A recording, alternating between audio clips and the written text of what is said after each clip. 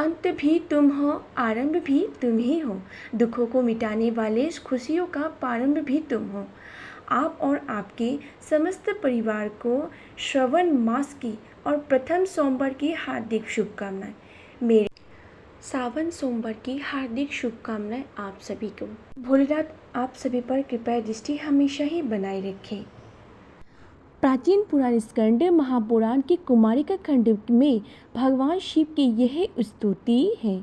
यदि आप शिव स्तुति का अर्थ सहित पाठ करके भगवान शंकर भोलेनाथ महादेव की कृपा पानी चाहते हैं तो यह प्रस्तुति है पौराणिक स्तुति। भगवान शिव जी की स्तुति का पाठ करने से हर संकट से मुक्ति मिलती है और सभी मनोकामनाएं पूरी होती है। शिव स्तुति का पाठ सुनने से भी इच्छित फलों की प्राप्ति होती है, मनोकामनाएं पूर्ण होती है। मेरी प्यारी श्रोताओं, आइए सुनते हैं भोलेनाथ की स्तुति। स्कंद जी बोले, जो सब प्रकार के रोग शोक से रहित हैं, उन कल्याण स्वरूप भगवान शिव को नमस्कार है। जो सबके भीतर मन रूप से निवास करते हैं, उन भगवान शिव को नमस्कार है। संपूर्ण देवताओं से पूजित भगवान शंकर को मेरा नमस्कार है। भक्तजनों पर निरंतर कृपा करने वाले आप भगवान महेश्वर को मेरा नमस्कार है। सबकी उत्पत्ति के कारण भगवान भव को नमस्कार है। भगवान आप भव के अद्भुत हैं, आपको नमस्कार है। कामदेव का विध्वंस करने वाले आपको नमस्कार है। आप गुरु भाव से महान व्रत का पालन करने वाले हैं, आपको नमस्कार है। आप गहन वन के आश्रय हैं अथवा सबको आश्रय देने वाला है। आपको स्वरूप योग माया समावृत होने के कारण दुर्वध है, आपको नमस्कार है। प्रलय काल में जगत का संहार करने वाले सर्वनामधरी आपको नमस्कार है। शिव रूप आपको नमस्कार है। आप पुरातन सिद्ध रूप है, आपको नमस्कार है। काल रूप आपको नमस्कार है। आप सबकी कलना करने वाले होने के कारण काल नाम से प्रसिद्ध है, आपको नमस्कार है। आप काल की कला का अतिक्रमण करके उससे बहुत दूर रहते हैं, आपको नमस्कार है। आप स्वाभाविक ऐश्वर्य से संपन्न हैं, आपको नमस्कार है। आप अपरमेय महिमा वाले वृषम तथा महासमृद्धि से संपन्न हैं, आपको नमस्कार है। आप सबको शरण देने वाले हैं, आपको नमस्कार है। आप ही निर्गुण ब्रह्मा हैं, आपको नमस्कार है। आपके अनुगामी सेवक भयावक गुण संपन्न हैं, आपको नमस्कार है। नाना भावनों पर अधिकार रहने वाले आपको नमस्कार है। भक्त की मनोवांछित फल प्रदान करने वाले आपको नमस्कार है। भगवान आप ही कर्मों का फल देने वाले हैं, आपको नमस्कार है। आप ही सबका धारण पोषण करने वाले तथा उत्तम करता है, आपको सर्वदा ही नमस्कार है। आपके अनंत रूप से आपका कोप सबके लिए आहर्ष है, आपको सदैव ही नमस्कार है। आपके स्वरूप का कोई माप नहीं हो सकता, आपको नमस्कार है। ऋषिभेंद्र को आपका वाहन बनाने वाले आप भगवान महेश्वर को नमस्कार है। आप सुप्रसिद्ध महाशोध रूप है, आपको नमस्कार है। समस्त विधियों का विनाश करने वाले आपको नमस्कार है। आप चराचर स्वरूप सबके विचार तब्द निर्णयमिकता शक्ति देने वाले कुमारनाथ के नाम से प्रसिद्ध तथा परम कल्याण स्वरूप हैं, आपको नमस्कार है। प्रभु आप मेरे स्वामी हैं, संपूर्ण भूतों के ईश्वर एवं महेश्वर हैं। आप ही समस्त भोगों की अधिपति है। वाणी बल और बुद्धि के अधिपति भी आप ही हैं। आप ही क्रोध और मोह पर शासन करने वाले हैं। पर और अपार के स्वामी भी आप ही हैं। सबकी हृदय गुहा में निवास करने वाले परमेश्वर तथा मुक्ति के अधीश्वर भी आप ही है, आपको नमस्कार है। शिव जी ने कहा, जो लोग सायंकाल और प्रातःकाल पूर्ण भक्ति पूर्वक तुम्हारा द्वारा की हुई इस स्तुति से मेरा स्तवन करेंगे, उनको जो फल प्राप्त होगा उसका वर्णन करता हूँ, सुनो।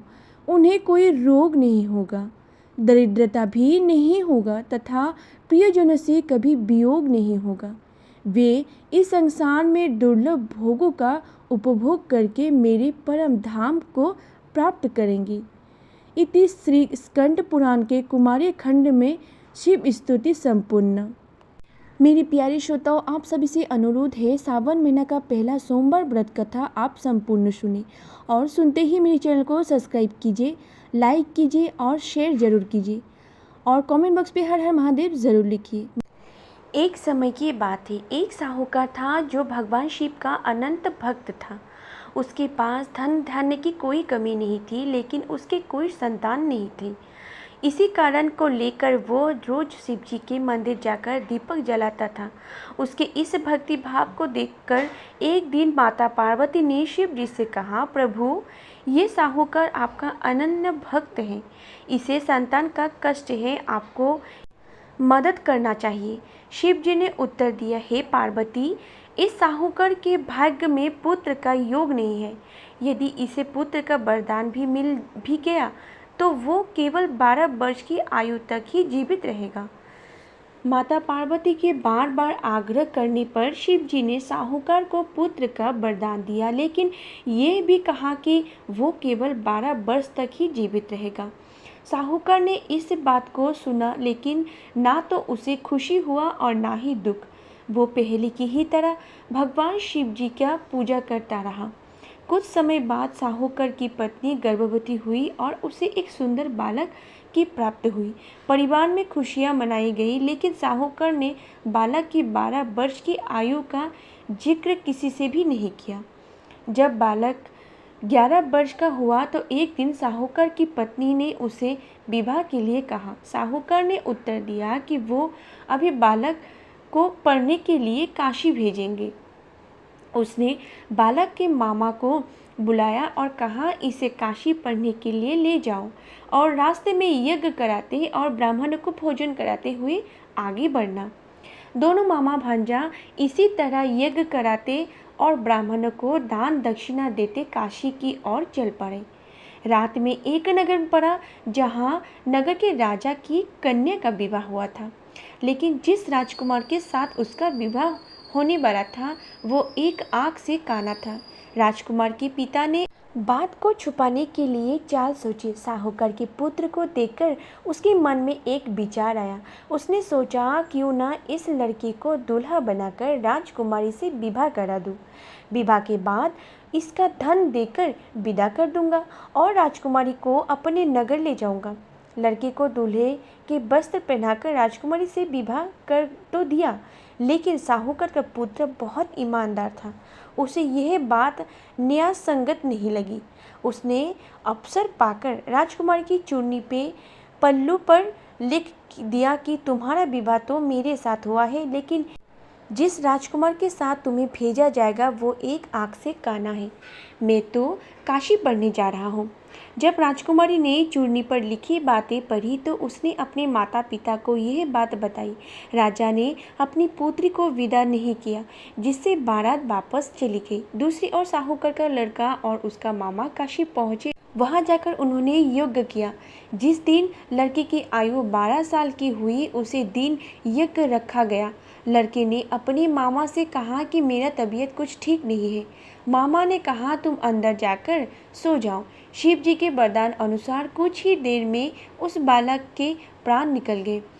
मृत भांजी को देखकर उसके मामा ने विलप शुरू किया। संजोगवश उसी समय शिव जी और माता पार्वती उधर से जा रहे थे। पार्वती ने भगवान शिव जी से कहा, स्वामी, मुझे इसके रोने का स्वर सहन नहीं हो रहा है। आप इस व्यक्ति के कष्ट को अवश्य ही दूर करें। जब शिव जी मृत बालक के समीप गए तो वो बोले कि यह उसी साहूकार का पुत्र है जिसे मैंने 12 वर्ष की आयु का वरदान दिया है। अब इसकी आयु पूरी हो चुकी है। लेकिन मातृभाव से विभोर माता पार्वती ने कहा कि हे महादेव, आप इस बालक को और आयु देने की कृपा करें, अन्यथा इसके वियोग में इसके माता पिता भी तड़प तड़प कर मर जाएंगे। माता पार्वती के आग्रह पर भगवान शिव जी ने कहा, उस लड़की को जीवित होने का वरदान दिया। शिव जी की कृपा से वो लड़का जीवित तो हो गया। शिक्षा समाप्त करके लड़का मामा के साथ अपने नगर की ओर चल दिया। दोनों चलते हुए उसी नगर पहुँचे जहाँ उसका विवाह हुआ था। उस नगर में भी उन्होंने यज्ञ का आयोजन किया। उस लड़की के ससुर ने उसे पहचान लिया और महल में जाकर उसकी खातिरदारी की और अपनी पुत्री और महल में ले जाकर खूब खातिरदारी की और अपनी पुत्री को विदा किया। इधर साहूकार और उसकी पत्नी भूखे प्यासे रहकर बेटी की प्रतीक्षा कर रहे थे। उन्होंने प्रण कर रखा था कि यदि उन्हें अपनी बेटी की मृत्यु का समाचार मिला तो वो भी प्राण त्याग देंगे, परंतु अपनी बेटी को जीवित होने के समाचार पाकर वो बहुत प्रसन्न हुए। उसी रात भगवान शिव ने व्यापारी के स्वप्न में आकर कहा, हे श्रेष्ठ, मैंने तेरे सोमवार के व्रत करने और व्रत कथा सुनने से प्रसन्न होकर तेरे पुत्र की लंबी आयु प्रदान की है। इसी प्रकार जो कोई सोमवार व्रत करता है या कथा सुनता है या पढ़ता है, उसके सभी दुख दूर होते हैं और समस्त मनोकामना पूर्ण होते हैं। इस पावन कथा को श्रवण करने से समस्त कष्ट दूर होते हैं और भक्तों की मनोकामनाएं पूर्ण होती हैं। इस कथा को सुनकर और व्रत करके भगवान शिव और माता पार्वती की कृपा प्राप्त होती है, जिससे जीवन में सुख शांति और समृद्धि आती है। अब सुनिए सावन सोमवार के दिन माता पार्वती और भोलेनाथ की कथा। एक बार माता पार्वती ने भोलेनाथ जी से पूछा, गंगा में डुबकी लगाने से क्या सचमुच पाप धुलते हैं? तब भोलेनाथ जी कहें, सर्वदा श्रद्धा और विश्वास के स्वरूप श्री पार्वती जी और श्री शंकर जी के सर्वदा श्रद्धा और विश्वास के रूप स्वरूप श्री पार्वती जी और श्री शंकर जी की मैं वंदना करता हूँ, जिनके बिना सिद्ध जन अपने अंतःकरण में स्थित ईश्वर को नहीं देख सकते। गंगा स्नान से पापों का नाश होना बतलाया गया है, परंतु नित्य गंगा स्नान करने वाले लोग भी पाप में प्रवृत्त होने देखा जाता है। एक समय की बात है जब शिव जी और माता पार्वती जी हरिद्वार में पहुँचे। पार्वती जी ने देखा कि सहस्त्र मनुष्य गंगा में नहा धोकर हर हर कहते चले जा रहे थे, परंतु प्राय सभी दुखी और पाप परायण हैं। पार्वती जी ने बड़े आश्चर्य से शिव जी से पूछा कि हे देव, गंगा में इतनी बार स्नान करने पर भी इनके पाप और दुखों का नाश क्यों नहीं होता है? क्या गंगा में समर्थ नहीं हो रही है? शिव जी ने कहा, प्रिया, गंगा में तो वही समर्थ है, परंतु इन लोगों ने पाप नाशिनी गंगा में स्नान ही नहीं किया, तब इन्हें लाभ कैसे हो? पार्वती जी ने बहुत ही आश्चर्य से कहा कि स्नान कैसे नहीं किया? सभी तो नहा नहा कर आ रहा है, अभी तक इनकी शरीर भी नहीं सूखे। शिव जी ने कहा, ये केवल जल में डुबकी लगाकर आ रहे हैं, तुम्हें कल इसका रहस्य समझाऊंगा। दूसरे दिन बड़ी जोर की बरसात होने लगी।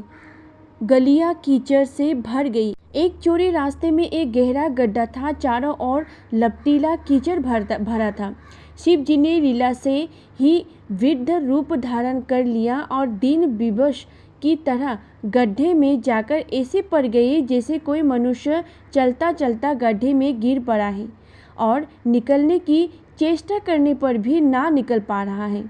पार्वती जी को उन्होंने यह समझाकर गड्ढे के पास बैठा दिया कि देखो, तुम लोगों को सुना सुनाकर यूँ पुकारो और रो कि मेरे वृद्ध पति अकस्मात गड्ढे में गिर गए।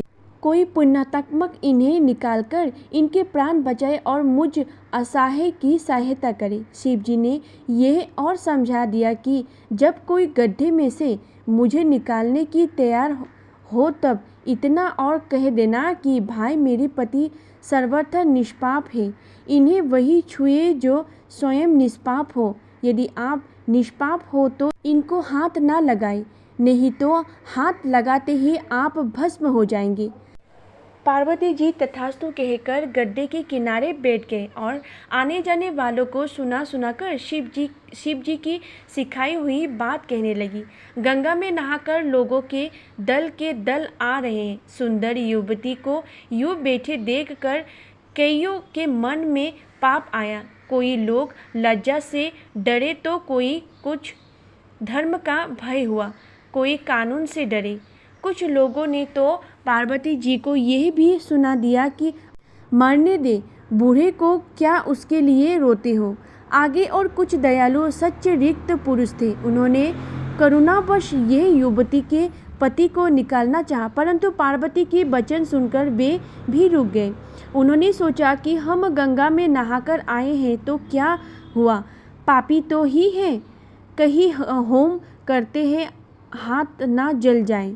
उन्होंने सोचा कि हम गंगा में नहाकर आए हैं तो क्या हुआ, पापी ही तो है, कहीं होम करते हाथ न जल जाए। बूढ़े को निकालते जाकर इस स्त्री की कथा अनुसार हम स्वयं भस्म हो न जाए। किसी का साहस नहीं हुआ। सैकड़ों आए, सैकड़ों ने पूछा और चले गए। संध्या हो चली। शिव जी ने कहा, पार्वती देखो आया कोई गंगा में नहाने वाला। थोड़ी देर बाद एक जवान हाथ में लोटा लिए हर हर करता हुआ निकला। पार्वती ने उसे भी वही बात कही। युवक का हृदय करुणा से भर गया और उसके शिवजी को निकालने की तैयारी की। पार्वती जी ने रोककर कहा कि भाई, यदि तुम सर्वदा निष्पाप हो तो मेरे पति को छूते ही जल जाओगे। उसने उसी समय बिना किसी संकोच के दृढ़ निश्चय के साथ पार्वती से कहा कि माता, मेरे निष्पाप होने से तुझे संदेह क्यों होता है? देखते नहीं मैं अभी गंगा नहाकर आया हूँ। भला गंगा में गोता लगाने की बात भी कभी पाप रहते हैं? तेरे पति को निकालता हूँ। युवक ने लपटकर बूढ़े को ऊपर उठा लिया। शिव पार्वती ने उसी अधिकार समझकर अपना असली स्वरूप प्रकट कर उसे दर्शन देकर कृतार्थ किया। शिव जी ने पार्वती से कहा कि इतने लोगों में से इस एक ने ही गंगा स्नान किया है। इसी दृष्टांत के अनुसार जो लोग बिना श्रद्धा और विश्वास के केवल दंभ के लिए गंगा स्नान करते हैं उन्हें वास्तविक फल नहीं मिलता, परंतु इसका यह मतलब नहीं है कि गंगा स्नान व्यर्थ जाता है। विश्वास के साथ किए गए गंगा स्नान का मिलता है वास्तविक फल। सर्वदा मैं आपसे भली भांति निश्चित किया हुआ है कि सिद्धांत करता हूँ, मेरी वचन अन्यथा नहीं है कि जो मनुष्य श्री हरि का भजन करते हैं वे अत्यंत दुस्तंत संसार सागर को पार कर जाते हैं। प्रेम से बोलिए भोलेनाथ की जय, माता पार्वती की जय। मेरे प्यारे श्रोताओं, पहला सावन सोमवार के दिन व्रत कथा और शिव भगवान माता पार्वती की कथा सुनकर अगर आपको पसंद आए तो कमेंट बॉक्स पे हर हर महादेव ज़रूर लिखिएगा। मेरे वीडियो को देखने के लिए आप सभी का धन्यवाद।